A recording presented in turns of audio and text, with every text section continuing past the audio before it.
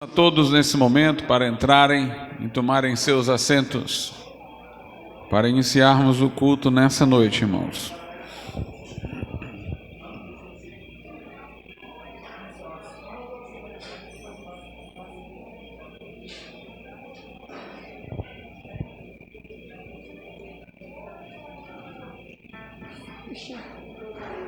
Tá vendo? Só.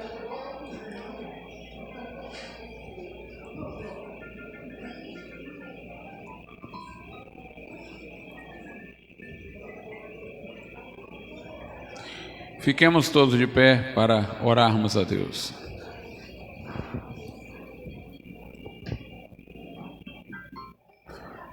Altíssimo Deus e nosso Pai, ó Deus do nosso refúgio, da nossa esperança, da nossa fortaleza, Tu és o nosso castelo forte, o socorro presente na hora da angústia.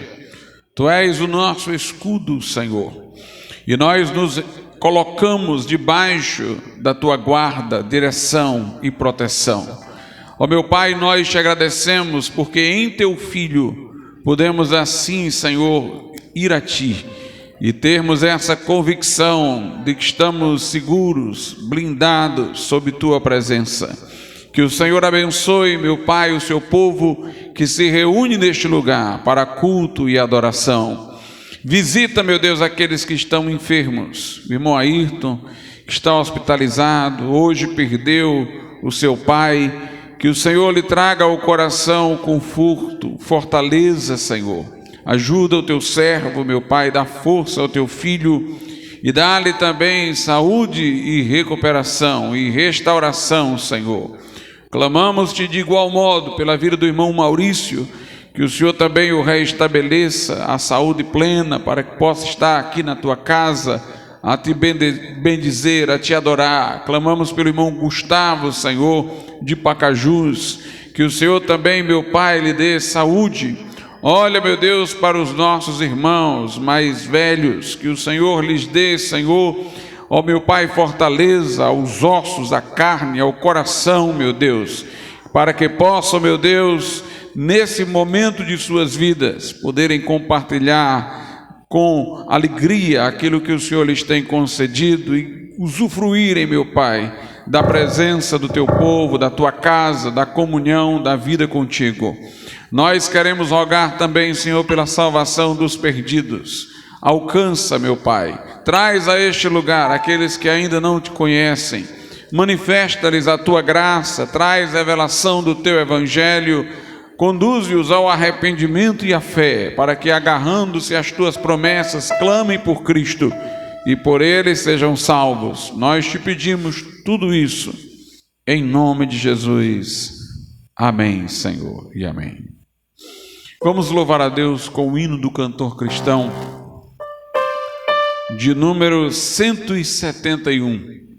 Aviva-nos, Senhor, ó dá-nos Teu poder, de santidade, fé e amor, reveste o nosso ser.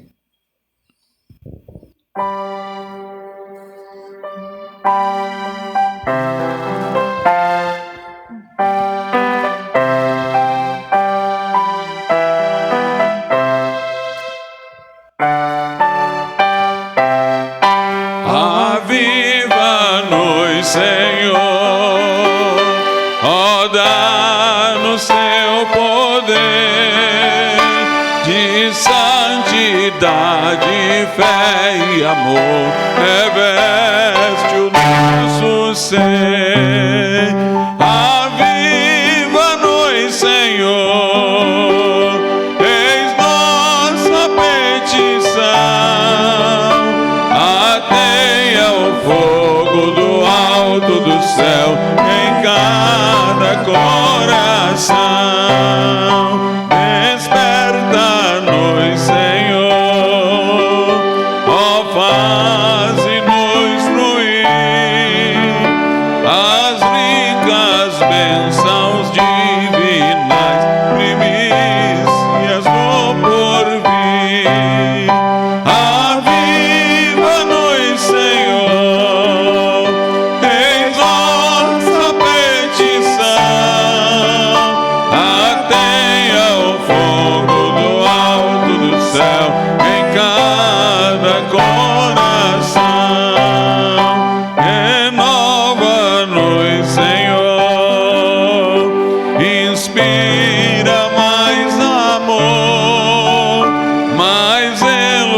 graça e abnegação a bem do pecador. Aviva-nos, Senhor, eis nossa petição. Ateia o fogo do alto do céu em cada coração.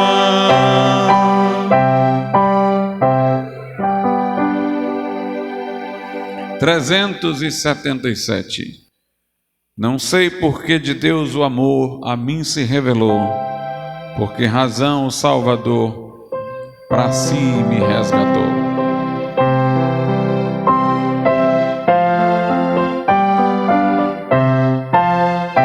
Não sei por que de Deus o amor a mim se revelou, por que razão o Salvador pra si me resgatou. Mas eu sei quem tenho crido e estou bem certo que é poderoso pra guardar o meu tesouro até o dia final. Ignoro como o Espírito convence-nos do mal. Revela Cristo, o Verbo seu, Consolador real. Mas eu sei quem tenho crido e estou bem certo que é poderoso para guardar o meu tesouro até o dia final. Não sei o que de mal ou bem é destinado a mim, se maus ou áureos dias vêm até da vida o fim. Mas eu sei quem tenho crido e estou bem certo que é poderoso para guardar o meu tesouro até o dia final. E quando vem Jesus, não sei se breve ou tarde vem, mas sei que meu Senhor virá na glória que Ele tem. Mas eu sei quem tenho crido e estou bem certo que é poderoso para guardar o meu tesouro até o dia final.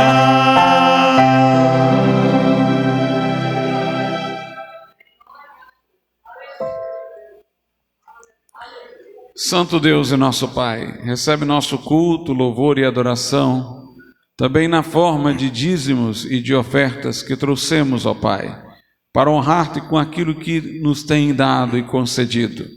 Que possamos, meu Deus, sermos gratos no coração, confiantes na Tua provisão e fiéis, ó Deus, nas nossas contribuições ao Teu reino. Nós te pedimos isso, em nome de Jesus. Amém. Podeis assentar, irmãos. Os que têm dízimos e ofertas podem pôr nos gasofiláceos nesse momento. Divino companheiro no caminho, tua presença sinto logo ao transitar.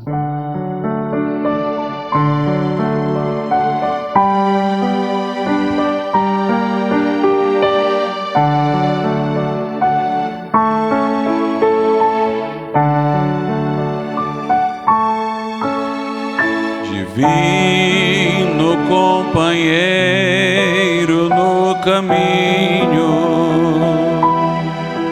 tua presença sinto logo ao transitar. Tu já dissipaste toda sombra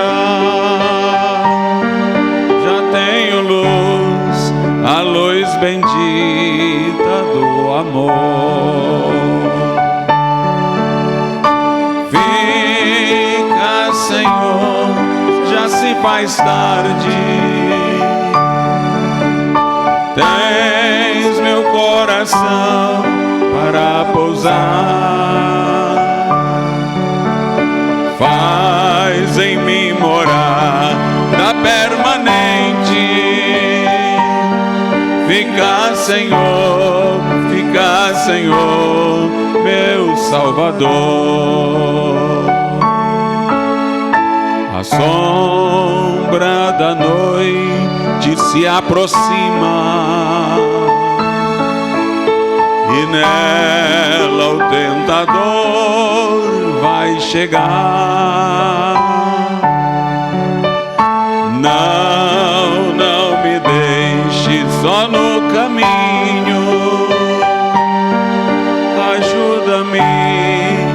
Ajuda-me até chegar. Fica, Senhor, já se faz tarde. Tens meu coração para pousar. Faz em mim morar da permanente. Fica, Senhor,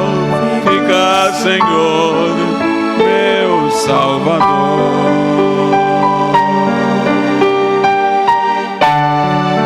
Fiquemos de pé, irmãos. Glórias ao nome do Senhor.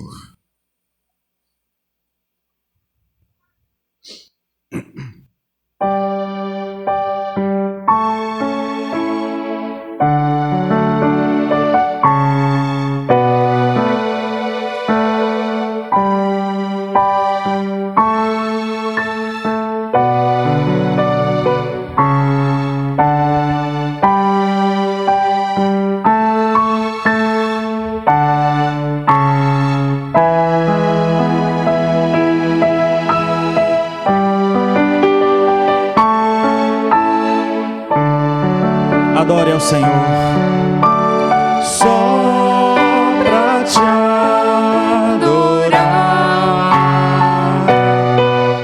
e fazer teu nome grande e te dar o louvor que é devido. Estamos nós aqui, Jesus, em tua presença, reunimos-nos aqui, contemplamos tua face e rendemos-nos a ti, pois um dia a tua morte trouxe vida a todos nós e nos deu completo acesso ao coração do Pai.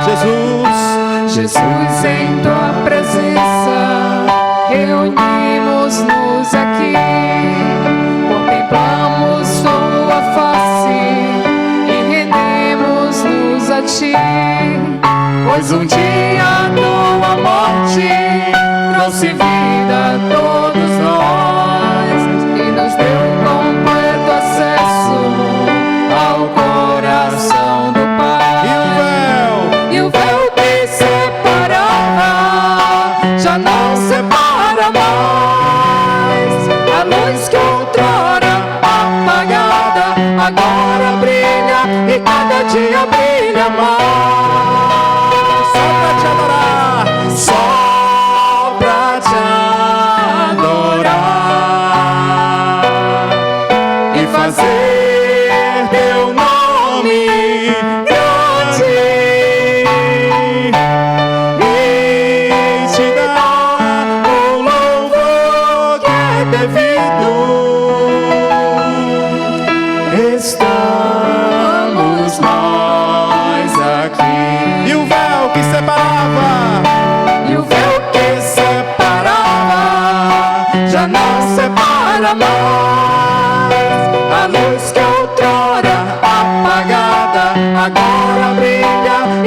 dia brilha mais. É para isso que estamos aqui, Jesus. Só pra te adorar e fazer teu nome grande e te dar o louvor que é devido. Estamos nós aqui.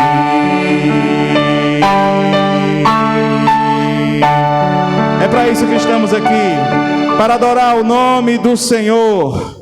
Glórias ao nome de Jesus. Aleluia. Como diz o Salmo 92, bom é render graças ao Senhor e cantar louvores ao seu nome. Adoremos ao Senhor.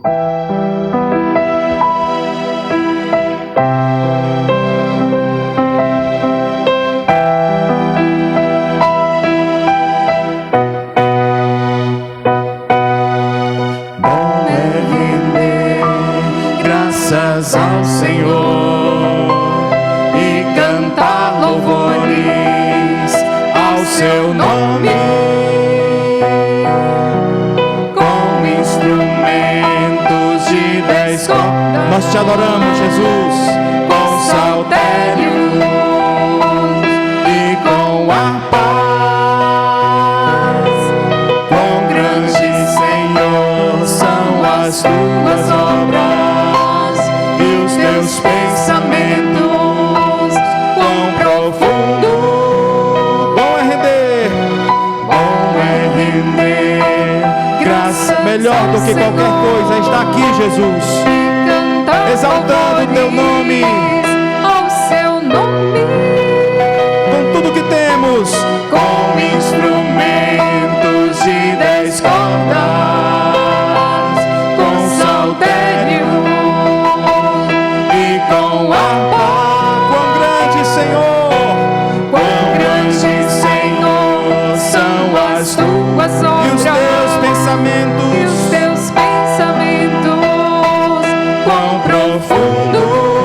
Tu és a rocha, Tu és minha rocha, tu és minha justiça, tu és minha rocha, tu és minha justiça. tu és a minha rocha.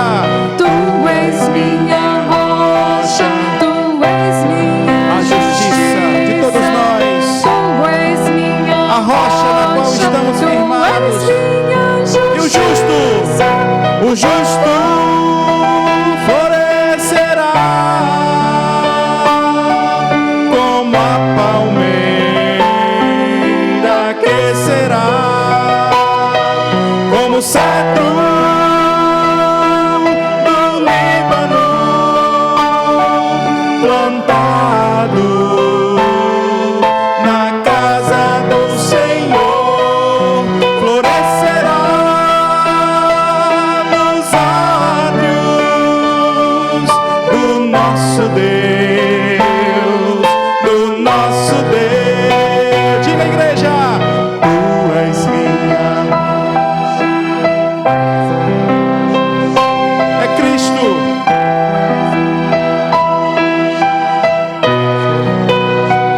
Tu és. Declaramos aqui, Senhor, que Tu és o centro de todas as coisas, na qual estamos firmados, pois o justo florescerá. O justo florescerá como a palmeira, crescerá como o cedro do Líbano, como o cedro do Líbano,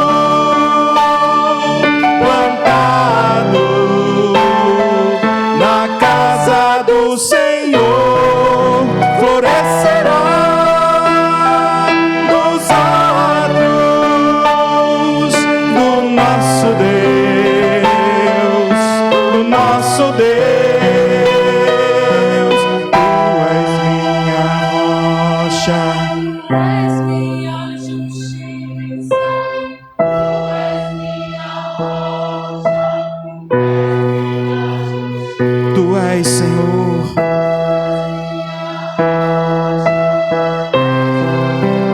Minha justiça.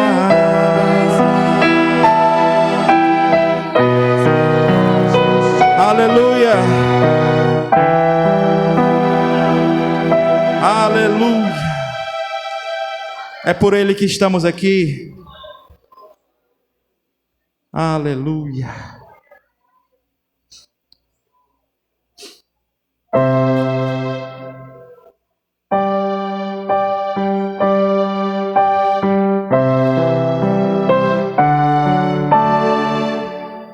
Pelo sacrifício de Jesus estamos aqui.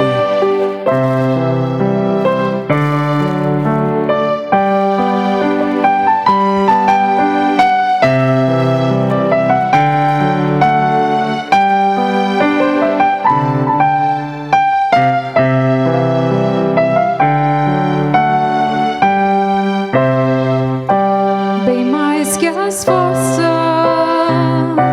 poder e reis, que a natureza e tudo que Ele fez. Bem mais que tudo criado por tuas mãos. Deus, tu és o início, meio e fim. Bem mais que os mares, bem mais que o sol e as maravilhas que o mundo conheceu, e as riquezas, tesouros dessa terra. Incomparável és pra mim.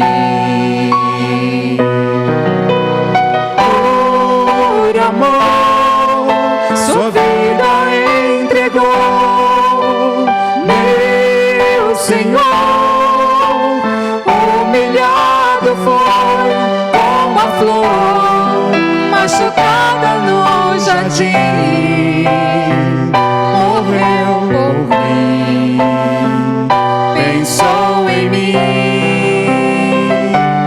me amou.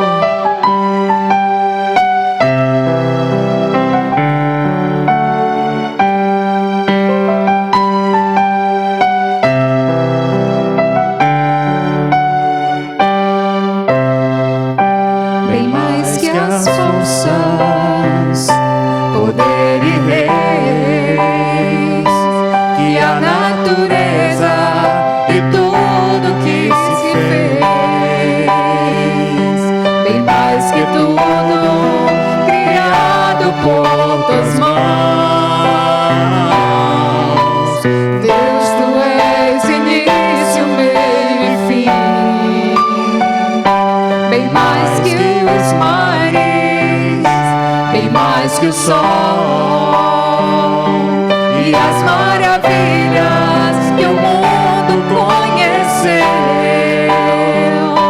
e as riquezas, tesouros dessa terra. Incomparável és pra mim. Foi por amor. Por amor, Sua vida entregou.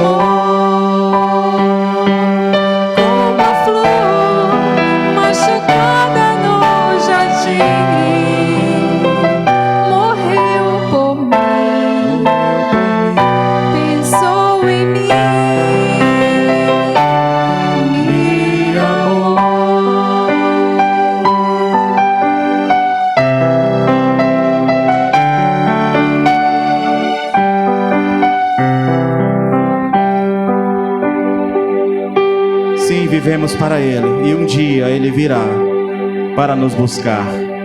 Prepara-te para este dia.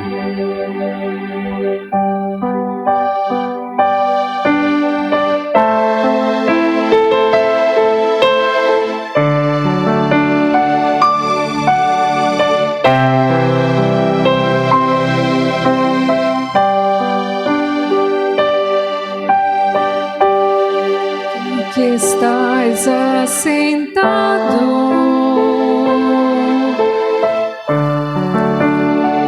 no trono,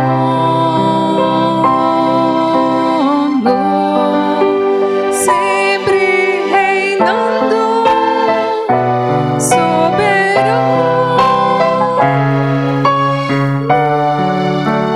anjos cantando,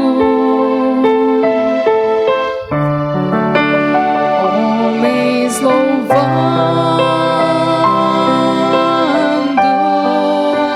Deus reunido com seu povo,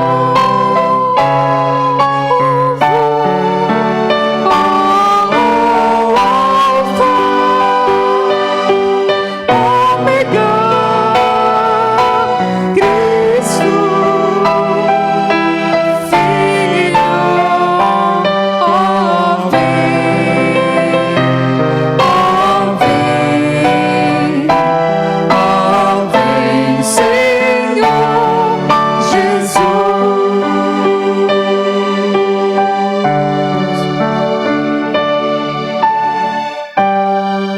Ansioso espero a tua volta, o grande dia em que tu virás, então subiremos, contigo estaremos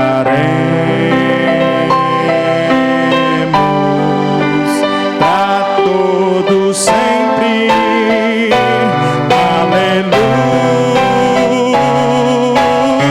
Maranata,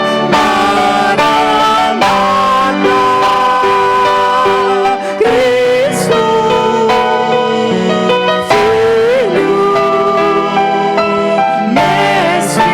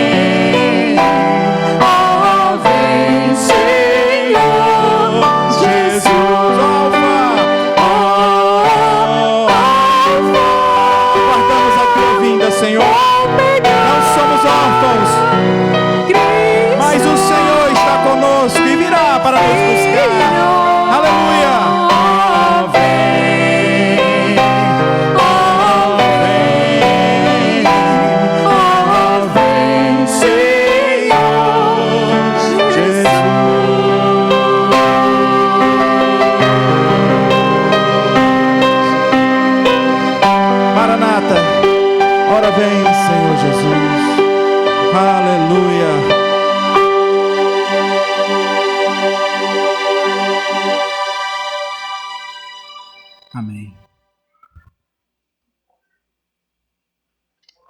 As crianças podem ir ao culto das crianças.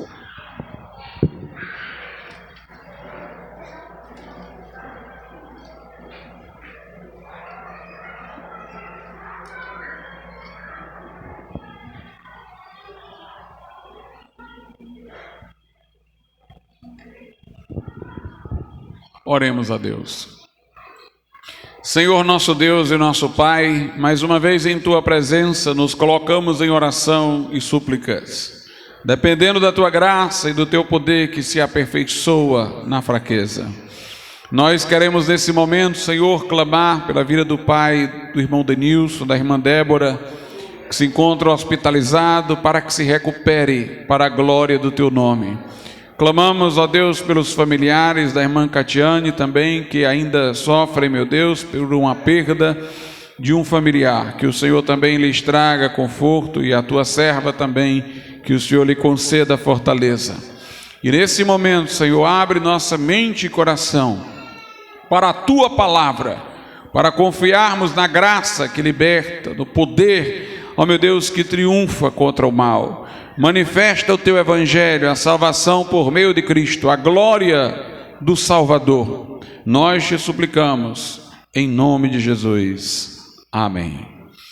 Vamos abrir as nossas Bíblias no Evangelho que escreveu João, capítulo de número 11. Evangelho de João, capítulo 11, versículos de números 25 e 26.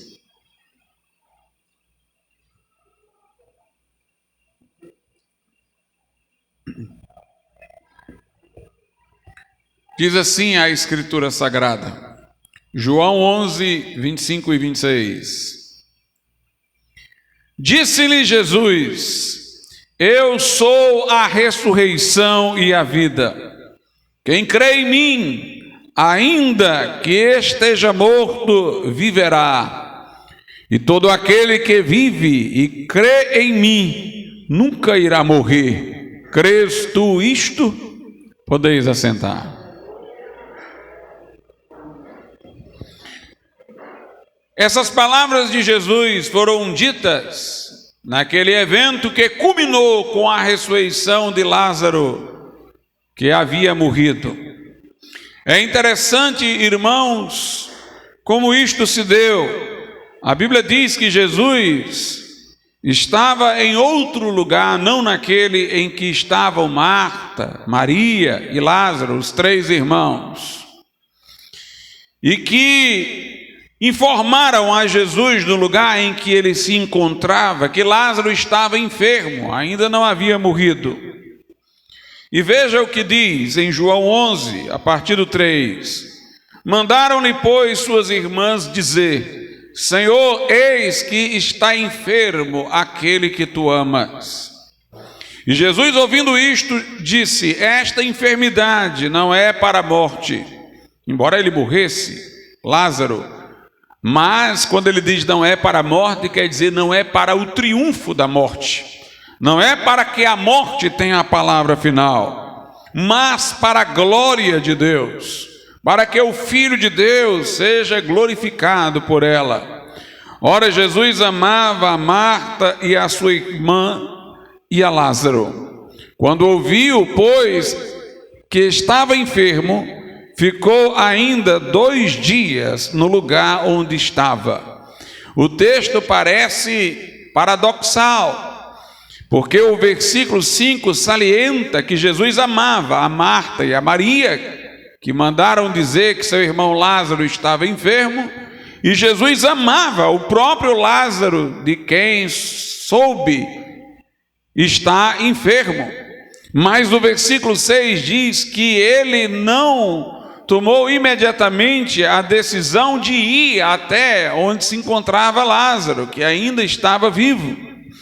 Mas quando ele ouviu que Lázaro estava enfermo, ficou ainda 2 dias no lugar onde estava.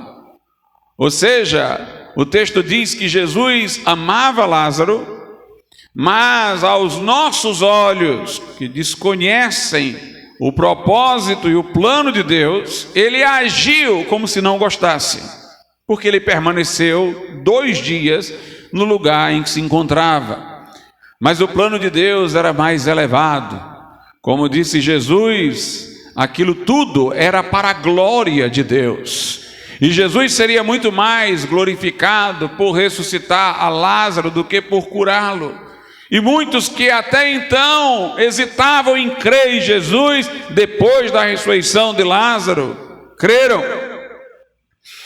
Diz aqui no versículo 11 de João 11: assim falou, e depois disso disse-lhes, ou seja, aos discípulos: Lázaro, nosso amigo, dorme, mas vou despertá-lo do sono.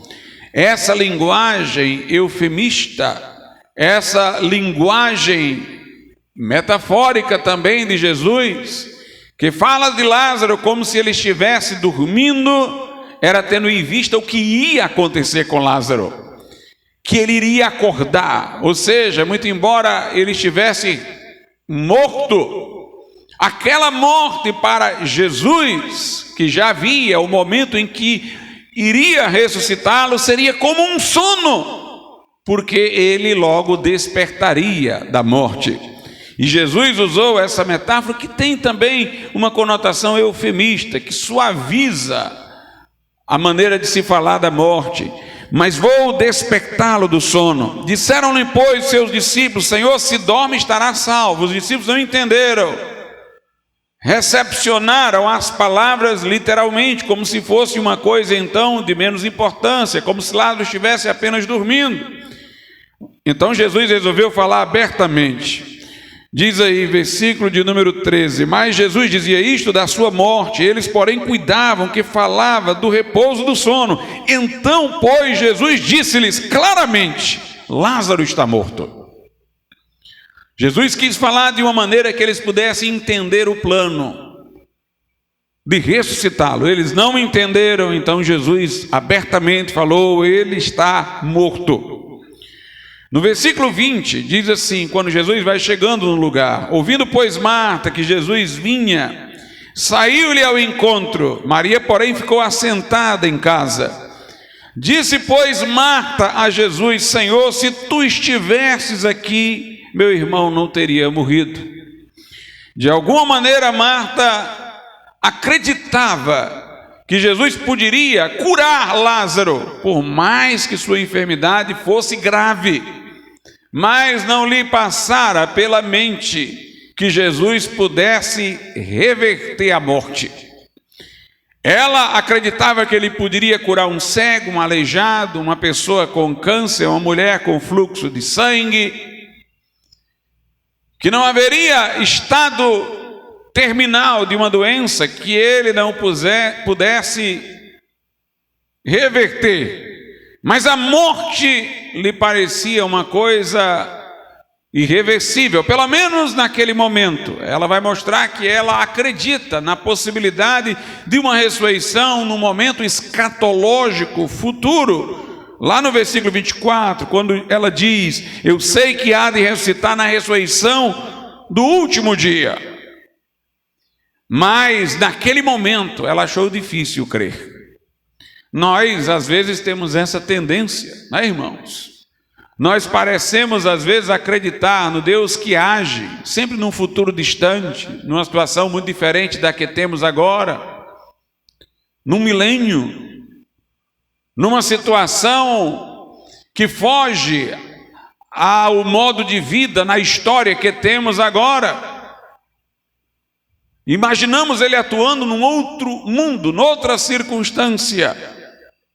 Mas a fé fica mais tensa quando ela tem que agir dentro desse mundo, quando ela tem que confiar que Deus age dentro das circunstâncias presentes, que Ele pode invadir a história com o sobrenatural, que o Verbo pode se fazer carne dentro dessa história e nascer lá em Belém, numa manjedoura.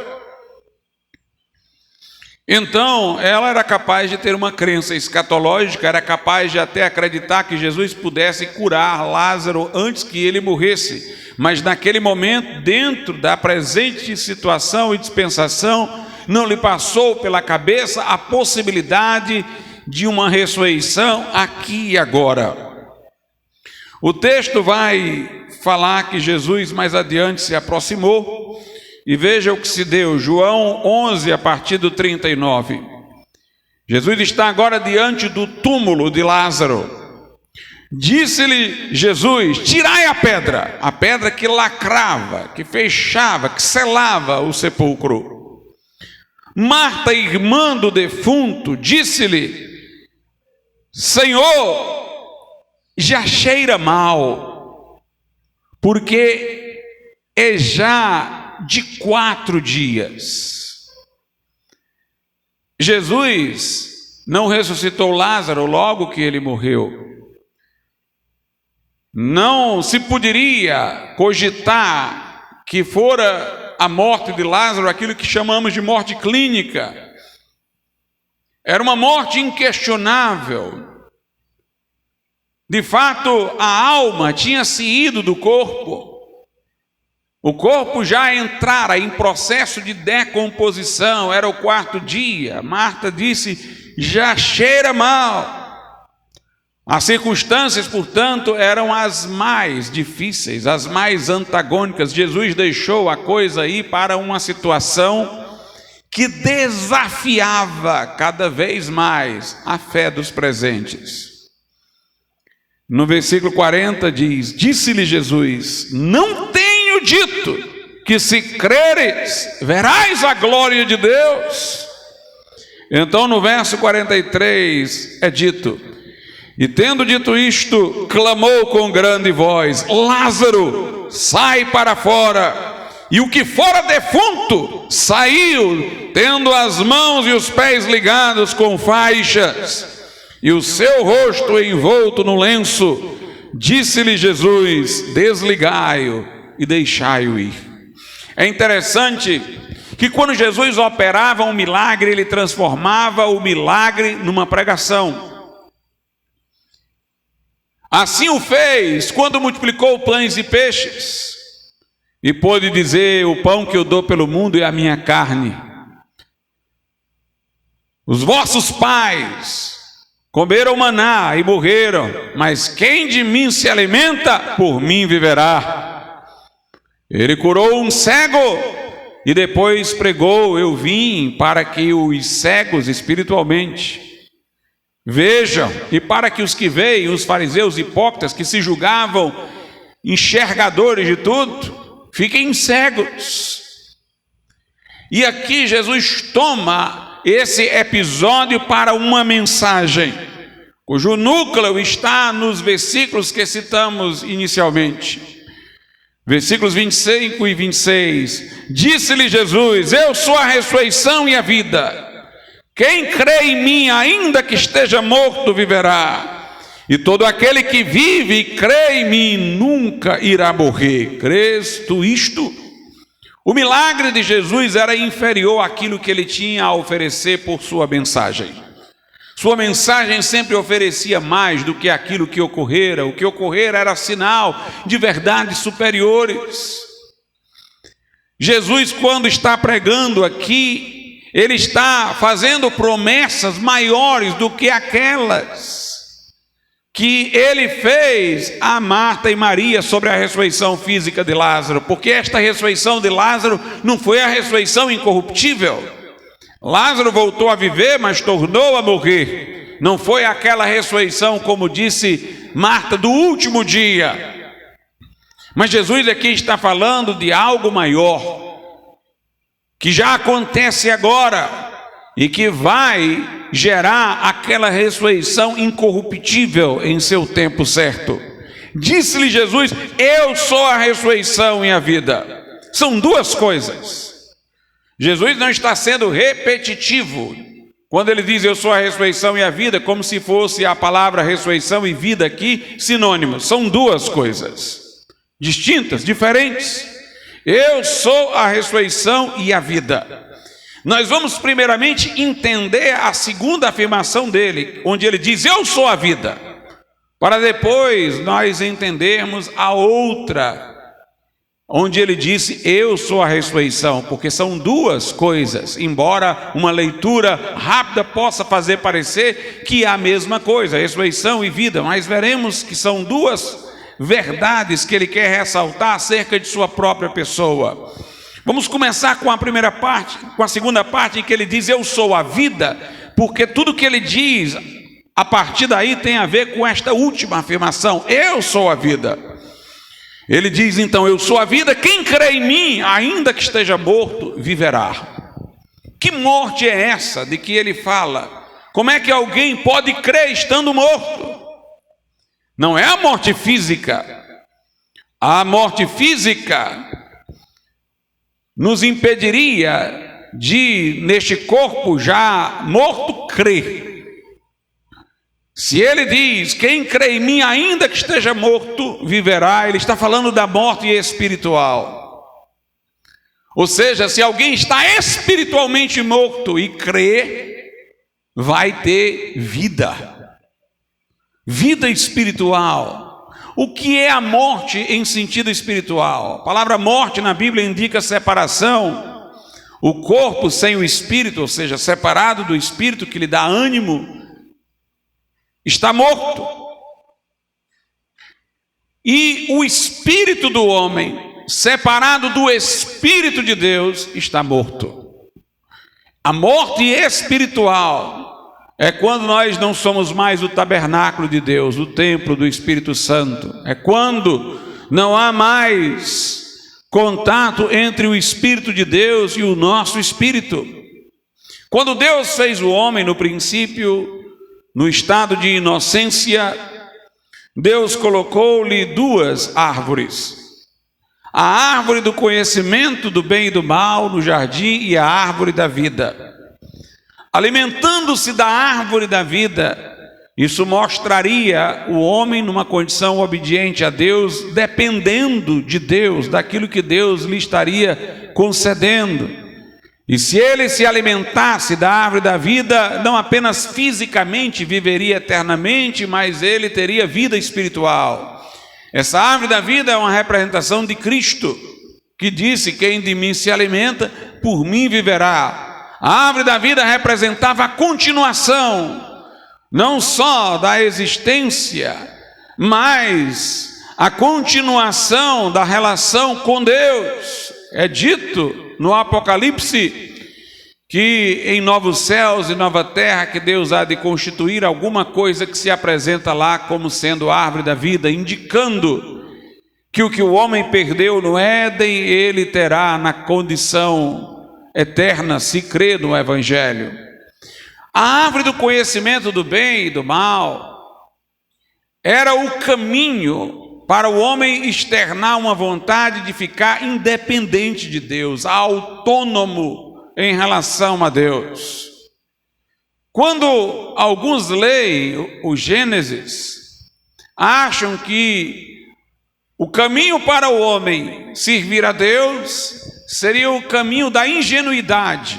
Ele não poderia ter conhecimento, porque não poderia comer da árvore chamada do conhecimento do bem e do mal. Alguns críticos do Evangelho que querem dizer que sustentamos a ignorância, que somos adversários da ciência, tomam inapropriadamente a narrativa do Gênesis para dizer isso. Mas o homem conheceria o bem e o mal de qualquer jeito. A questão é como ele conheceria.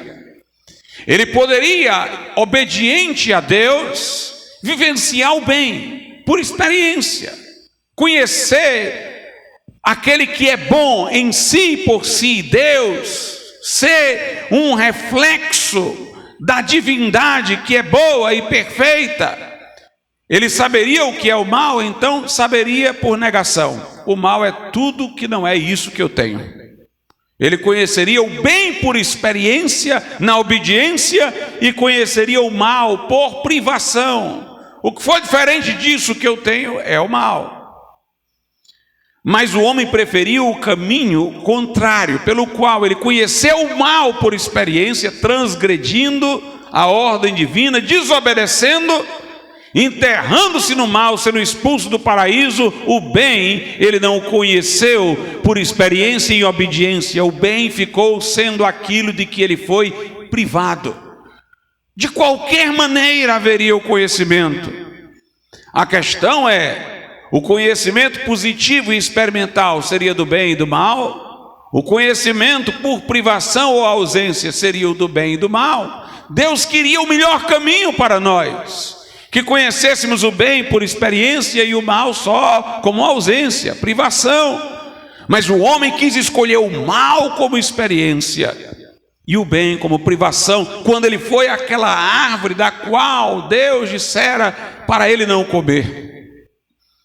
Havia duas formas de ele ter o conhecimento: sob a mentoria de Deus,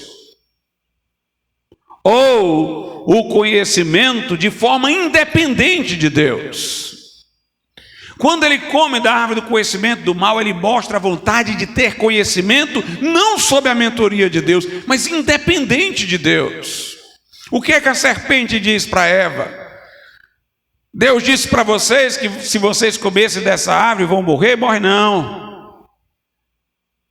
Certamente não morrereis. Põe em dúvida a palavra de Deus. Se vocês comerem, vocês vão ser como Deus. Ou seja, em vez de vocês aprenderem dele, vocês vão saberem como ele sabe, autonomamente. Vocês vão ser como Deus, como deuses, conhecendo por si, de si, o bem e o mal, sem ser aprendendo com ele, sem ser pela mentoria dele, vocês vão ter conhecimento próprio. Adão e Eva quiseram ter um conhecimento independente de Deus, uma vida independente de Deus.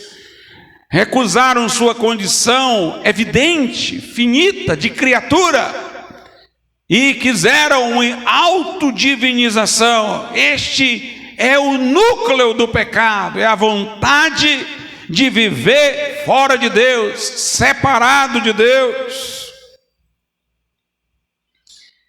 E ali o homem foi expulso do paraíso, não teve mais acesso à árvore da vida e entrou nessa condição miserável e caída em que nós conhecemos a humanidade, separado de Deus, separado da vida de Deus. Continuou o homem fisicamente vivo, todos ficam fisicamente vivos até o dia de sua morte, quando o corpo desce ao pó e o espírito vai para o lugar em que Deus está presente ou para o lugar em que Deus está ausente, dependendo de esta pessoa ter se reconciliado com Deus por Jesus Cristo ou não. Mas, apesar de vivo fisicamente, este homem expulso do paraíso está espiritualmente morto. Deus disse que no dia que o homem comesse da árvore morreria. No dia em que Adão e Eva comeram da árvore, continuaram fisicamente vivos. Eles morreram de outra forma, morreram espiritualmente. E na ausência de Deus em seu espírito, não teve nada para alimentar a integração de seu corpo, que passou a entrar num processo de desintegração, envelhecimento, enfermidade e morte. Essa é a condição do homem caído, expulso do paraíso. Paulo fala aos crentes de Éfeso, dizendo: antes de conhecer Jesus, nós estávamos mortos em delitos e pecados. Éramos por natureza filhos da ira, fazíamos a vontade da carne e dos pensamentos, a busca de autonomia, mas na verdade estávamos seguindo o príncipe das potestades do ar, o diabo. Pensando ser autônomo, o homem está seguindo o diabo. Adão e Eva, querendo ser autônomos, foram sob a mentoria do diabo para o fracasso. O desejo adolescente de ser dono do seu próprio nariz não coloca o homem livre, coloca o homem sob o jugo de Satanás, vazio de Deus, separado de Deus.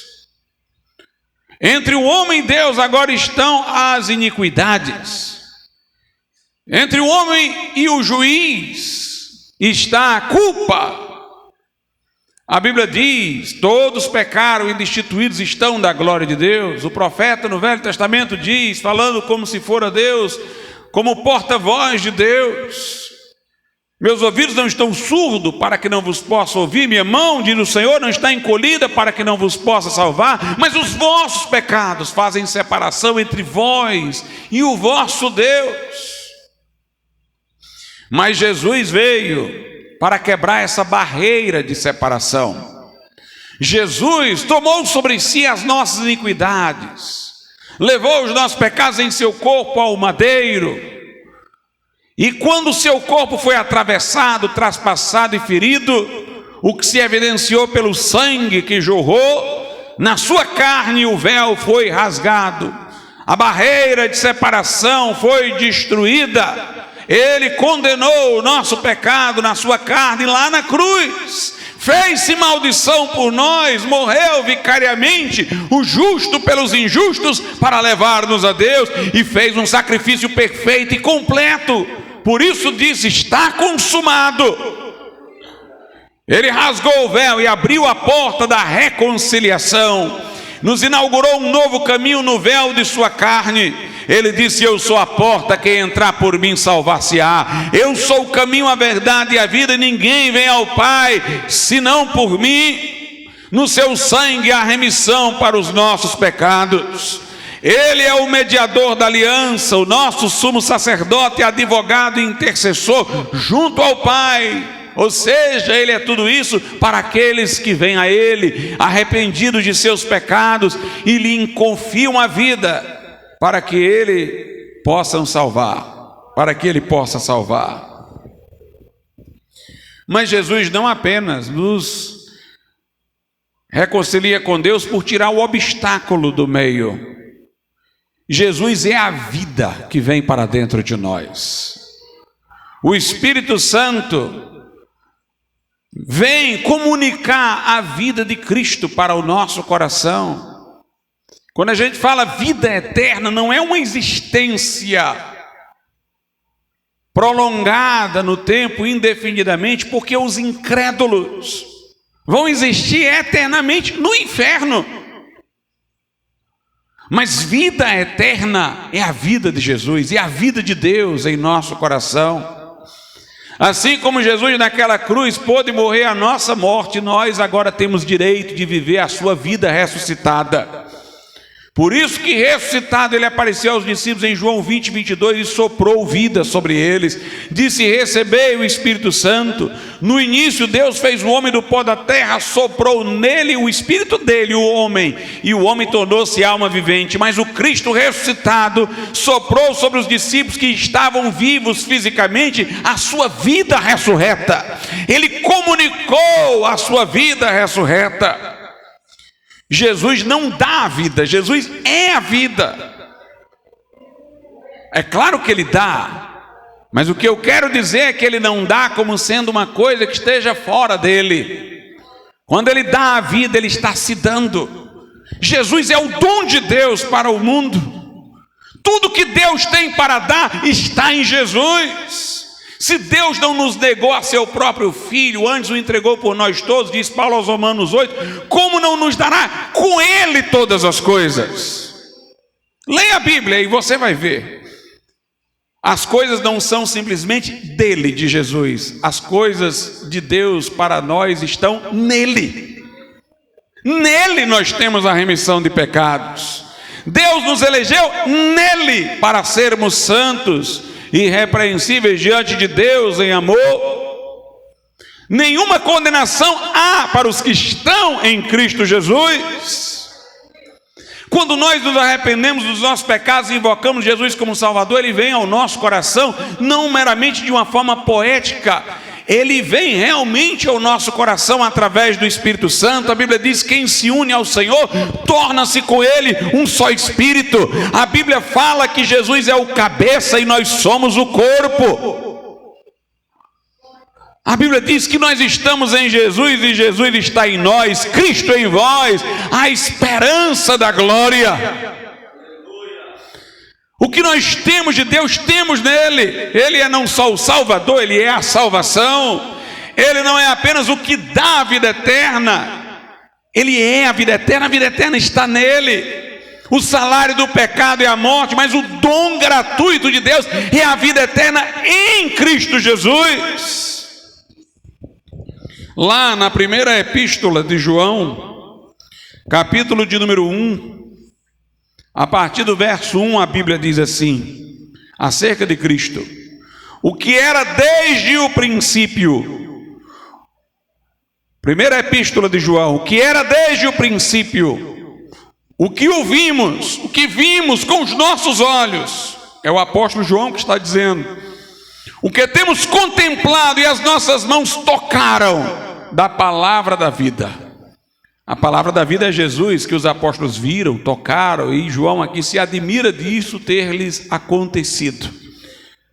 Palavra da vida. Porque de acordo com a Bíblia, Deus fez o mundo pela sua palavra. Ele disse: haja luz e houve luz. A palavra de Deus dá vida às coisas, faz as coisas existirem. E Jesus é o verbo, é a palavra que estava com Deus e é Deus. Jesus é o verbo comunicador de vida. É o verbo que dá vida, ele é a palavra da vida.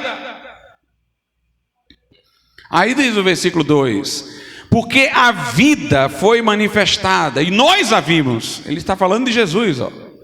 A vida é Jesus, vida eterna. Foi manifestada e nós a vimos e testificamos dela. E vos anunciamos a vida eterna, que é Jesus, ó, que estava com o Pai e nos foi manifestada. Jesus é a vida eterna. O que vimos e ouvimos, isso vos anunciamos, para que também tenhais comunhão conosco, e a nossa comunhão é com o Pai e com seu Filho Jesus Cristo. Jesus é a vida eterna, Jesus é o dom de Deus para o mundo. Tudo que Deus tem para nos dar em Jesus, está em Jesus. Fomos abençoados com toda sorte de bênçãos espirituais nas regiões celestiais em Cristo. E aqui Jesus diz: eu sou a vida. Quem crê em mim, ainda que esteja morto espiritualmente, viverá. E todo aquele que vive, agora é fisicamente, o jogo de palavras é esse. E todo aquele que vive, está vivo fisicamente, e crê em mim, nunca irá morrer. Quem estiver espiritualmente morto e crê em mim, vive. E quem está vivo fisicamente e crê em mim, nunca verá a morte espiritual. Nunca verá a morte. Crês tu isto? Jesus é a vida. Jesus é a vida. É nele. Ele não está oferecendo algo fora dele, ele está se oferecendo aos homens. Ele é a vida. Mas ele também diz: eu sou a ressurreição.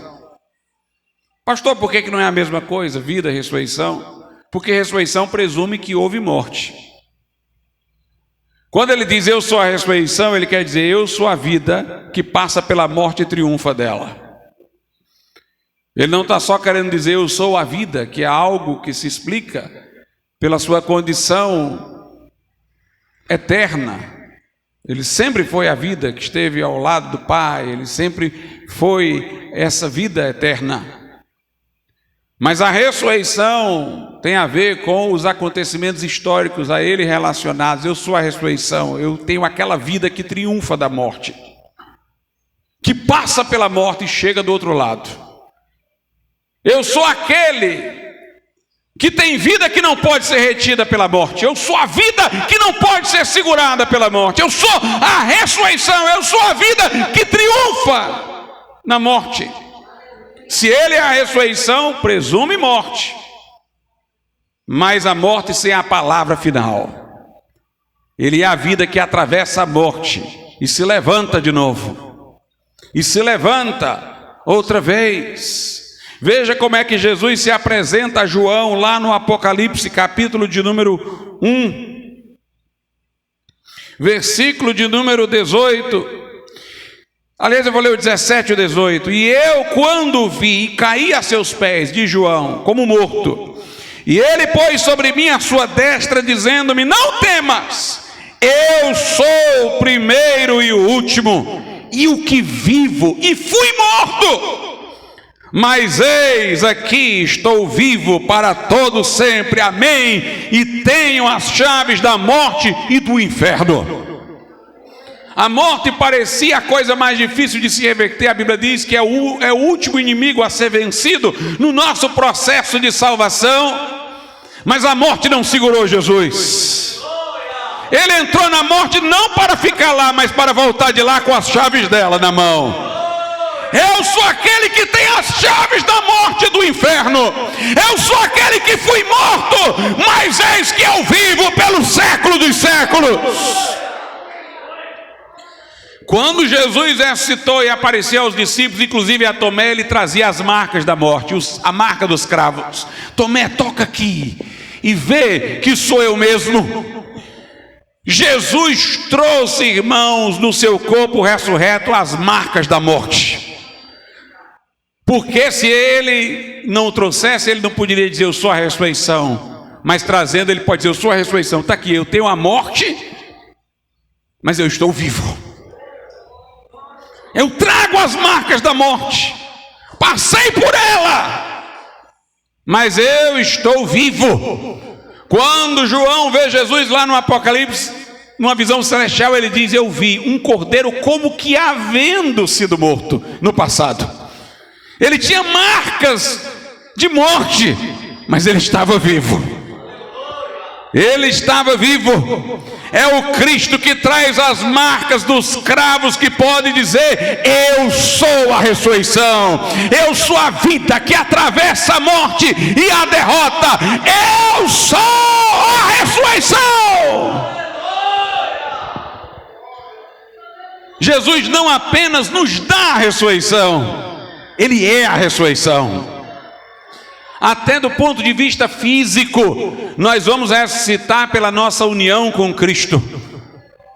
A vida que Ele já colocou espiritualmente dentro de nós agora, nós não estamos mais espiritualmente mortos. Essa vida é que vai transbordar para o corpo, ou o corpo é que vai ser absorvido por ela, porque a Bíblia diz, falando da nossa ressurreição, que o que é mortal no nosso corpo vai ser absorvido pela vida. A vida vai engolfar no dia da ressurreição. Quando Jesus aparecer lá nas nuvens e der a sua palavra de ordem, os que morreram em Cristo ressuscitarão, nós, os que estivermos vivos, seremos transformados. Note, não poderíamos ressuscitar sem Ele vir, o noivo, para buscar a noiva. É Ele que com sua palavra vem estendendo sua ressurreição sobre nós. Primeiro Jesus ressuscitou as primícias, depois nós, na sua vinda. É uma extensão da sua ressurreição. É Ele que comunica a sua ressurreição a nós. Quando Ele se manifestar, nós nos manifestaremos com Ele em glória, porque a nossa vida, que agora está oculta e que um dia vai se manifestar em glória quando Ele vier, está oculta com Cristo em Deus. Ele não apenas nos dará a ressurreição, Ele será a nossa ressurreição. Nossa ressurreição é uma participação na ressurreição dEle. Ele não está dizendo: eu dou a ressurreição aqui. Ele está dizendo: eu sou a ressurreição. Quando nós entregamos o nosso coração a Jesus, nós passamos pela morte. Por isso que quando Ele diz: eu sou a vida, eu sou a ressurreição, eu tenho que separar. Porque quando Ele diz: eu sou a vida, eu tenho que entender a salvação assim: eu estava espiritualmente morto, separado de Deus, e aí Jesus me encontrou e eu fui vivificado juntamente com Ele, como diz lá em Efésios. Ele me comunicou sua vida, eu saí da morte espiritual.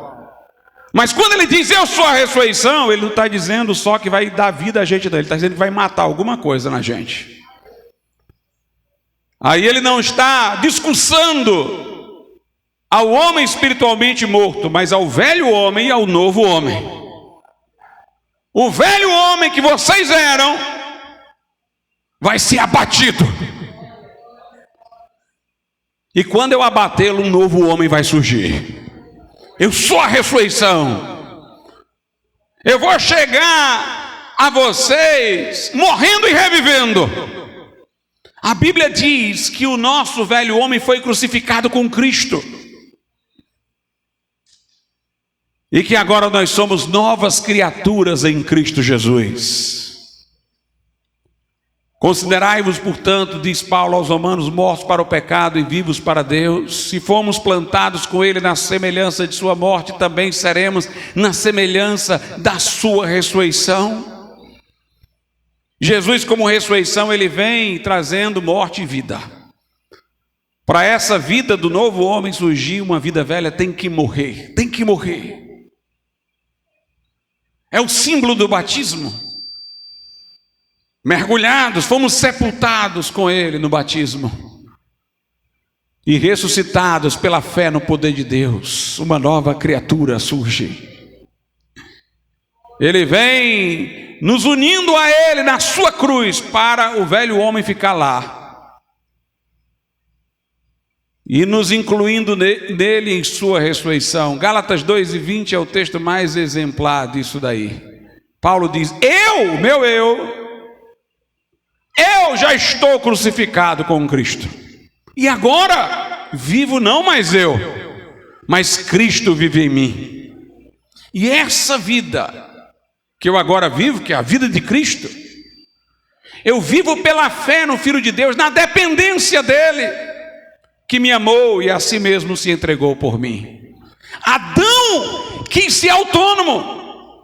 Eu não quero a mentoria de Deus, eu quero ter a minha vida, eu quero conhecer o bem e o mal como Deus, eu quero concorrer com Ele, eu quero saber o que Ele sabe fora dele. Mas o crente salvo, ele diz, é Cristo que vive em mim, é a total dependência. Eu quero é que Jesus viva em mim. É o nosso modo de se alimentar da árvore da vida. Não eu, meu eu, cruz. Para o meu eu, a cruz. Eu quero aqui agora Jesus viva na minha vida. É interessante que até a morte de Jesus é viva. Porque tem um texto que Paulo diz assim: em nós opera a morte. Referindo-se à morte de Jesus. A morte de Jesus opera em nós, destruindo o velho homem. A morte de Jesus é uma morte viva porque opera. Ela vem com o seu poder destruidor do velho homem, do homem adâmico. Aceitar Jesus como meu Salvador não é apenas aceitar que Ele morreu por mim, é me identificar com Ele, é o aceitar-me morto na sua morte e receber a sua vida ressurreta para que seja minha. Eu sou a ressurreição. E isso vale para todo o nosso processo de crescimento espiritual e santificação, irmãos. Paulo diz que por amor de Cristo nós somos entregues à morte o dia todo. É uma continuidade.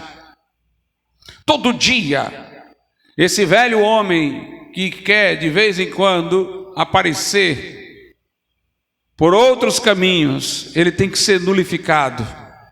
Não pela nossa diligência, mas pela nossa dependência de Cristo. Tenho que permanecer dele e ele permanecerá em mim. E assim o velho homem nunca tem a oportunidade.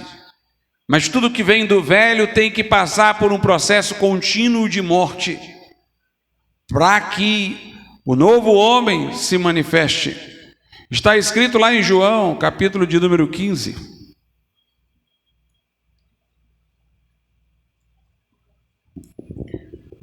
A partir do verso 1, Jesus diz: eu sou a videira verdadeira e meu pai é o lavrador. Toda vara em mim que não dá fruto, atira e limpa toda aquela que dá fruto, para que dê mais fruto ainda. Vós já estáis limpos pela palavra que vos tenho falado. Está em mim e eu em vós. Como a vara de si mesma não pode dar fruto se não estiver na videira, assim também vós, se não estiverdes em mim. Eu sou a videira, vós as varas. Quem está em mim e eu nele, esse dá muito fruto, porque sem mim nada podeis fazer. A videira é uma árvore interessante porque ela tem alguns galhos que se unem a ela só pela casca, sem ter os canais interiores por onde o fruto vai brotar. Os que estão na videira sem dar fruto são os incrédulos. Estão unidos a Cristo só no sentido de que nele nos movemos, respiramos e existimos. Ele sustenta todas as coisas pela palavra do seu poder. O homem incrédulo não tem uma união pessoal com Cristo, mas é Cristo quem o mantém vivo. Mas, como Jesus disse, aquele que está em mim e eu nele, a união é interna, é uma união recíproca. A seiva que passa pela videira chega nesse galho que tem os canais e vai lá e dá o fruto. Quem está em mim ou nele dá fruto. Sem mim nada podeis fazer. Sem estar nessa relação de dependência, de permanência em mim, de continuidade dessa comunhão, vocês não dão fruto. Mas aí ele diz: toda vara que dá fruto, versículo de número 2, o meu pai limpa. Limpar aqui não é no sentido de limpar, passar um paninho, é de podar. Tem uma vara, um galho lá que está dando fruto. O que é que o pai, que é o lavrador, faz? Ele vai lá cortar aqueles pequenos canalículos, galhozinhos, que estão secos, que vão difundir a sua secura pelo restante. Ele vai cortando, ele vai podando, é a limpeza. Ele vai podando para que se mantenha a vitalidade do galho e dê mais fruto ainda. Isso quer dizer, irmãos, que toda hora a gente tem que estar exposto à morte para continuar dando fruto, que é vida. Jesus disse: eu sou a ressurreição. Ele é a nossa santificação. Ele em nós está sempre operando morte daquilo que é do velho, para que o novo se manifeste. Nós temos que estar ligados a Ele para esse processo ser contínuo, célere, florescente. E muito disso Ele faz através de experiências porque passamos, do sofrimento. O homem está sempre sendo tentado a ser dono de si, como Adão que quis sê-lo. Estamos sempre sendo tentados a pensar por nós mesmos, a confiar em nosso talento, em nossa habilidade, em nossa estratégia incrível, como não de uma forma tão ostensiva, há uma soberba mais discreta que a nossa autoconfiança. Mas Deus está toda hora nos abatendo. Você vê um homem como Paulo, ele diz lá aos Coríntios: eu estive entre vós em temor e grande tremor. A gente pensa em Paulo como um super-herói, mas eu estava estremecendo quando eu estava aí, no meio de vocês. Uns críticos de Paulo disseram assim: ele quando escreve cartas é durão, quando está presente, quando não está pregando no púlpito, é desprezível, fraquinho. Aí Paulo disse: é um bom sinal. Porque se eu, quando estou no meu lugar natural, sou esse fraquinho, mas quando eu subo no púlpito eu falo com autoridade, então é porque não sou eu que falo com autoridade, é Cristo que fala em mim. Isso quer dizer que eu preciso estar quebrado para que Ele se manifeste. Eu preciso estar sob a cruz para que sua vida ressurreta se manifeste em mim. Isso quer dizer que eu não sou este homem de personalidade forte, é o que Paulo quer dizer. Eu sou frágil. Mas se naquela hora que eu estou lá ministrando a palavra, eu estou aparecendo outra coisa, não é porque eu resolvi fazer uma simulação, é porque é Jesus que está falando por mim. Pessoas são obcecadas por sua vontade própria. Bota uma coisa na cabeça, já viu que não é aquele o caminho, mas não quer dar um passo para trás. Deus vai colocar um paredão para você esbarrar com a cabeça lá, para você parar e Ele lhe amortecer, porque Ele quer que você tenha vida. Esse é o sentido da disciplina de Deus. Esse é o sentido da disciplina. Paulo diz assim na segunda carta aos Coríntios, capítulo de número 4, versículos 10 e 11. Trazendo sempre por toda parte a mortificação do Senhor Jesus no corpo, para que a vida de Jesus se manifeste também no nosso corpo mortal. E assim, nós que vivemos, estamos sempre entregues à morte, por amor de Jesus, para que a vida de Jesus se manifeste também na nossa carne mortal. Quando Ele diz: eu sou a ressurreição, Ele está dizendo isso para você. Dentro de você, eu estando dominando sua vida, fluindo na sua vida, vai ter morte e vida toda hora. Você vai trazer a mortificação no corpo para que a minha vida se manifeste em sua carne mortal. Você vai ser entregue à morte toda hora, para que a minha vida se manifeste. Para que a minha vida se manifeste.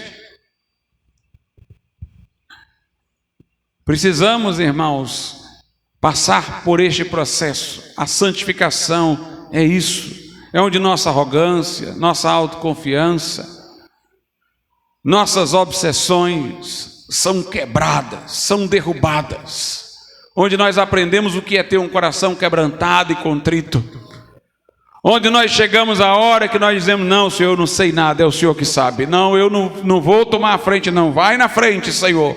É o Senhor que me guia, é o Senhor que me diz, é o Senhor que conduz. E mansamente nós somos conduzidos pelo Senhor. Pedro era um homem impetuoso. Quantas vezes na Bíblia nós vemos Pedro impetuoso, fazendo besteira, porque era do ímpeto dele. Mas Jesus diz: Pedro, quando tu era moço, ninguém te segurava, mas quando tu fores velho, vai ser outra coisa. Ele diz lá no final de João. O Pedro, irmãos, que passou pelo processo de morte e ressurreição contínua, na velhice era um homem dócil. Foram crucificá-lo, ele teve a calma e a temperança para dizer: pode crucificar, mas só coloca essa cruz de cabeça para baixo, que eu não sou digno de morrer como meu Senhor, não. Nós vamos sendo quebrados, mas é vida que vai entrando dentro de nós. É vida, vida através da morte. A semente tem que cair e morrer para que possa dar fruto. Disse Jesus: não haja no sofrimento endurecendo o seu coração.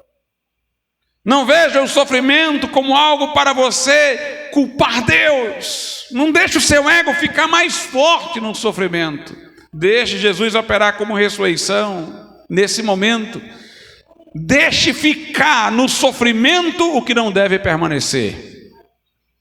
E deixe vida nascer do meio do sofrimento. A morte é para deixar aquilo que não merece viver para trás. E só deve ficar aquilo que vive, que vai permanecer para a eternidade, que vai permanecer para o dia da ressurreição final. Vamos ficar de pé.